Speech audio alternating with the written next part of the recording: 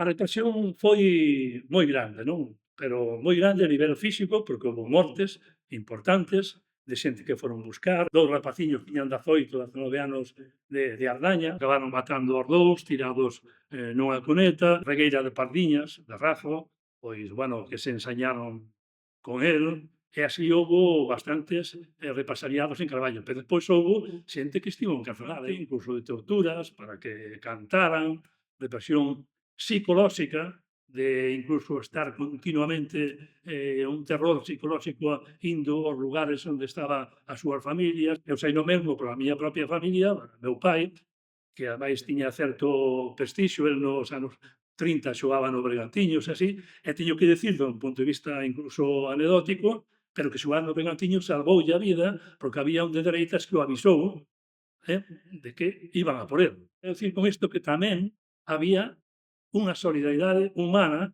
que iba máis alá da cuestión política. Nalgúns casos, non? No outro, o que houbo foi o revanchismo, non? Todo o contrario. Alguén que non tiña prácticamente nada. Eu recordo que me dixeron que un que chamaban Che de Vicente, que era hasta creo que da zona de Verdillo, que se chama o Paraíso, por aí, e depois houve moita represión laboral. Laboral. Non solamente os que destituíron, senón que estaban en listas negras e non podían acceder. Aí houve algúns casos tamén, porque sempre hai excepcións, de que incluso algúns de dereitas conseguiron colocar algúns que non se podían colocar en ningún lado. Estou pensando, Enrique Sánchez era un personaxe de dereitas, e moi de dereitas. E Luís Calvo tamén se conseguiu salvar, porque por parte da súa señora, non? Que eran dos pompidos, pois, como tiña xente moi ben situada no réximen, conseguiu que posiblemente tamén a través deso conseguiu salvar a outros. Era sabido, incluso, Fernando Camarón chegou a falar de un pintor, recordo que nos falaba, que non sabía o nome, non? Que cando foi aquel primeiro homenaxe, nós ainda non tiñamos os datos todos dos outros mortos, non? Que pouco a pouco fomos conseguindo, non? A familia de Boedo, Andrés Pinilla Fraga, non? Pinilla Calvete, non? Que era o fillo, non? Pero un era mecánico, o outro traballaba na fábrica de gas, non? O Andrés Pinilla traballaba no notariado, conserxe da Coruña, etc. E todos eles merecen o mismo respeto, a mesma memoria, e neso está a ocupación cultural Lumeira, que é unha cuestión de lei mundial que hai, non? A través de a ONU, non? Por tanto, non se trata de ningún tipo de venganza, significa que as súas familias poidan enterrar, despois de tantos anos, dignamente os seus familiares que foron mortos pola liberdade. El, si, como digo, ten un estilo bastante camaleónico. Hai un impacto do primitivismo, tamén un certo impacto do constructivismo, e sí que é certo que evidentemente o que está vivindo lle vai a ter un impacto, non, na súa obra. Pois non o vemos, pois, por exemplo, escrito, non, esa mensaxe que ten tan contundente, tan clara Luis Seoane. Así que para min sí que hai un privilexio da linguaxe artística case como baleira, non? Casi como que tamén é un pouco dentro do que é a propia filosofía da pintura metafísica é un poquiño iso, non? Como casi como se fose un impacto de silencio dentro do espectador, non? Unha persoa como Francisco Miguel, que era cosmopolita no sentido de interesado por as tensións artísticas que se estaban producindo no momento. El tamén está en París, é amigo persoal de Pablo Picasso, e Pablo Picasso recoñece en él unha potencia e unhas posibilidades de futuro reais e obxectivas, dada a técnica que xa Francisco Miguel exhibe nas súas obras. Tamén coñece a Alejo Carpentier, por certo, e ilustra obras de Jorge Luis Borges, de Alfonsina Storni, etc. En fin, que sí que era unha figura que ia ser recoñecida. É certo que hai dúas cartas, para min fundamentais, que Luis Seoane lle escribe a Francisco Fernández del Riego. Unha é no ano 1948, na que xa Luis Seoane, moi atento á realidade cultural de Galiza, el xa en Buenos Aires, comunícalle a Francisco Fernández del Riego a existencia dun gran pintor, dun pintor vanguardista, un pintor renovador da arte galega que sen perder, dixe Oane na carta, sen perder as esencias, vai máis alá e é un creador de novas formas. Hai outra carta do ano 1952 que lle escribe tamén Seoane a Francisco Fernández del Riego e aí xa lle di que, sen dúbida, que Francisco Miguel é un pintor que está instalado na vanguarda plena, comparável a Sánchez Mazas, por exemplo, e que hai que telo en conta. Seoane comunica a Díaz Pardo tamén noutra carta que hai que reservarlle a Francisco Miguel coido que é a sala número 4 do futuro Museo de Arte Contemporáneo Carlos Masini. Por tanto, Luis Seoane era perfectamente consciente da grandeza artística e da tensión vanguardista de Francisco Miguel. Temos ese momento de marcha, ¿no? De esa primeira parada a París, esa segunda gran parada que é México.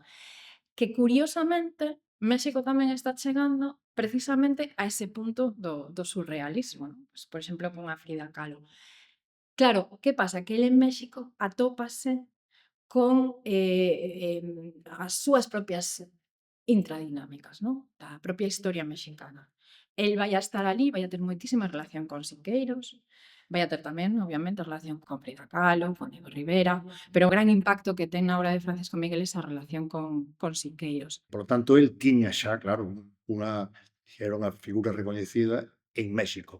E en París, parcialmente, pero no caso galego, tardou máis, borrouse e houbo silencio.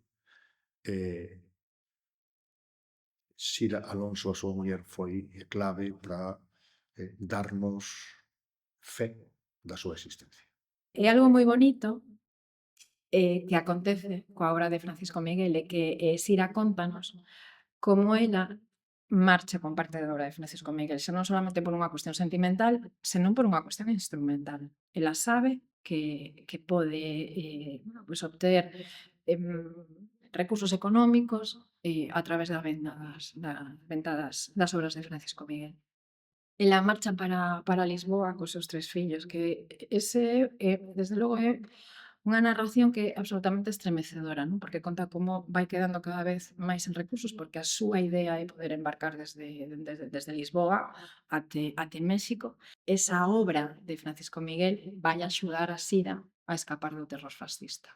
Así que un final, bueno, pois digamos que de alguna forma como un pouco sanador, non? Como a arte a arte de Francisco Miguel consiga poñer a Sira a salvo.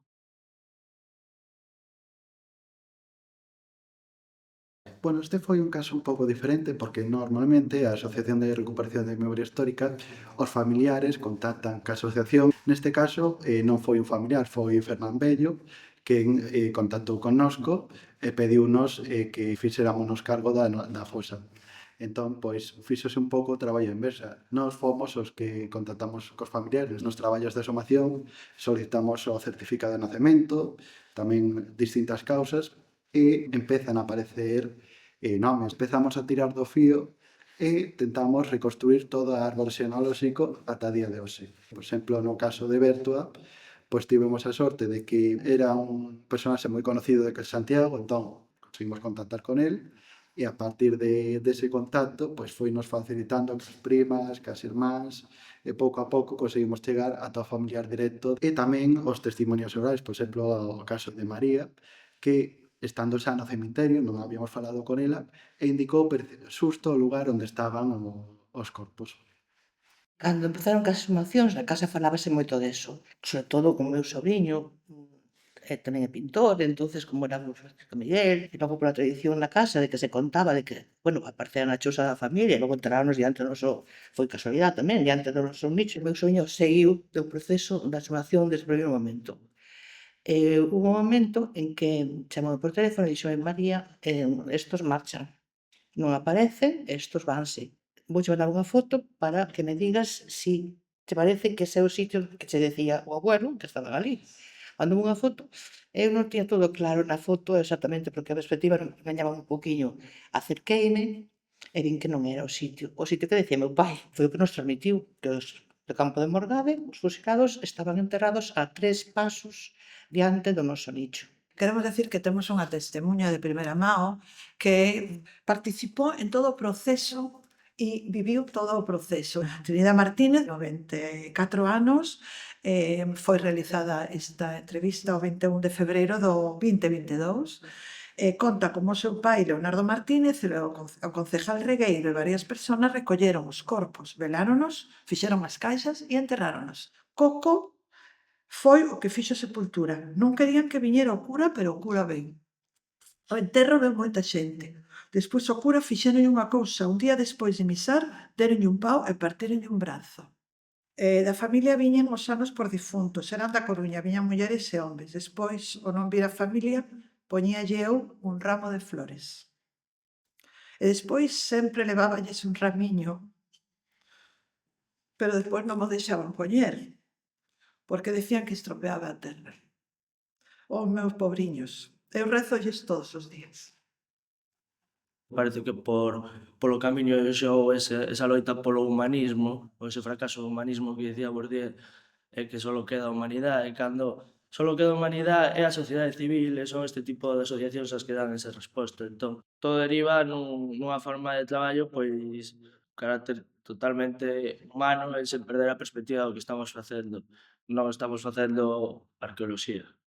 Empregamos a arqueoloxía de maneira profesional como unha ferramenta máis, parte dun proceso moi longo con partes totalmente importantes ao mesmo nivel ou superior dunha parte arqueolóxica. E non podemos perder ese prisma. Eso, para mí, é o que máis define o tipo de traballo que nós facemos, que eu fago como arqueólogo na asociación. Non perder de vista nunca o componente humano e de que os traballos que estamos facendo arqueolóxicos como parte da autorreparación que están realizando esas familias que se achegan a nós e que nos piden axuda, esas familias teñen que estar, se queren, e ser parte do proceso, que moitas veces noutros sitios a familia queda relegada como a un mero espectador. Eu creo que sexa parte dese proceso e que é parte desa autorreparación, porque despois de tantos anos, unhas familias que foron abandonadas teñen que ser parte primordial en todo o proceso, incluído nun proceso de excavación.